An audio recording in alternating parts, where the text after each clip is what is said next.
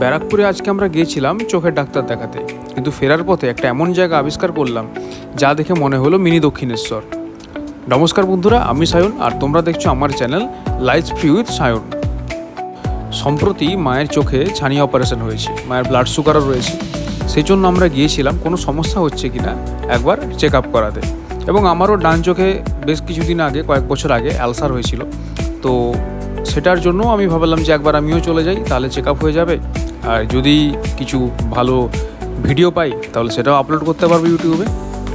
তাই আমরাও সপরিবারে সবাই মিলে বেরিয়ে পড়লাম ব্যারাকপুরের উদ্দেশ্যে।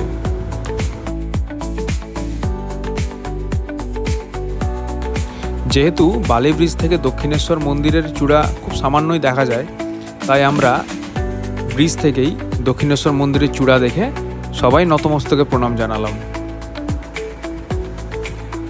ডাক্তার দেখানো হয়ে গেলে, সব ভালোই ভালোই মিটে গেলে, তারপর আমরা সোজা চলে গেলাম সেই বিখ্যাত মন্দিরে। ব্যারাকপুরের বিখ্যাত অন্নপূর্ণা মন্দিরে। গঙ্গার তীরে অবস্থিত এই মন্দিরটা ঐতিহাসিকভাবে তার অপূর্ব স্থাপত্য এবং আধ্যাত্মিক পরিবেশের জন্য বিশেষভাবে পরিচিত।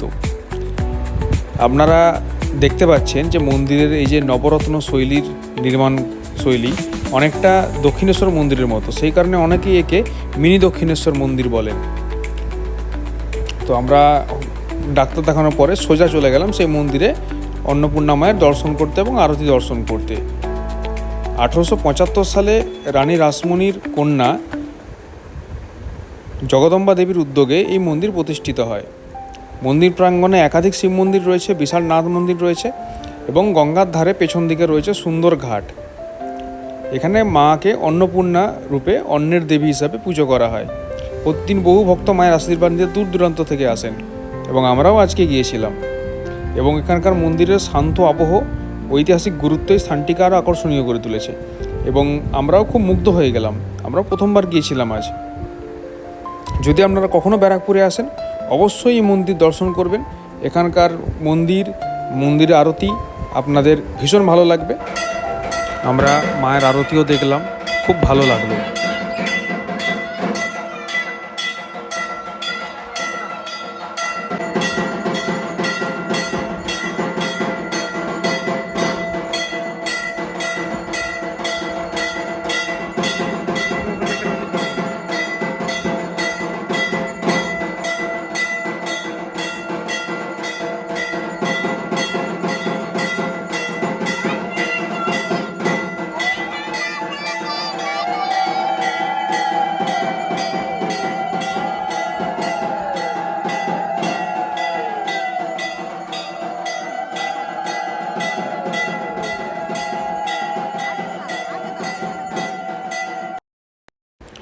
কথিত আছে জগদম্বা দেবী স্বপ্নে মা অন্নপূর্ণার স্বপ্নাদেশ পেয়েছিলেন এবং তারপর তিনি গঙ্গার তীরে ব্যারাকপুরে মন্দিরের নির্মাণের সিদ্ধান্ত নিয়েছিলেন। একে দক্ষিণেশ্বর কালী মন্দিরের আদলে তিনি তৈরি করেছিলেন, তাই অনেকে একে মিনি দক্ষিণেশ্বর বলেন।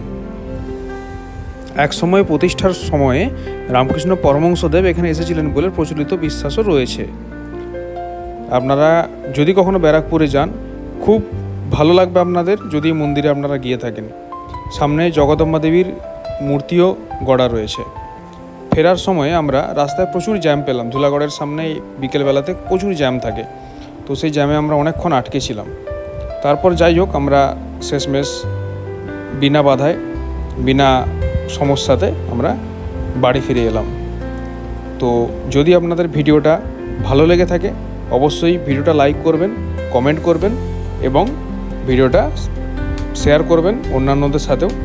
এবং যারা ব্যারাকপুর বা তার আশেপাশের অঞ্চল থেকে যারা দেখছেন তারা অবশ্যই আমার ভিডিওটা দেখে জানাবেন ভিডিওটা কেমন লাগলো। তো আজকের মতো এই পর্যন্তই। সকলে ভালো থাকবেন, সুস্থ থাকবেন। সকলের কাছে আমি মা অন্নপূর্ণার কাছে সকলের সুস্থতা কামনা করছি।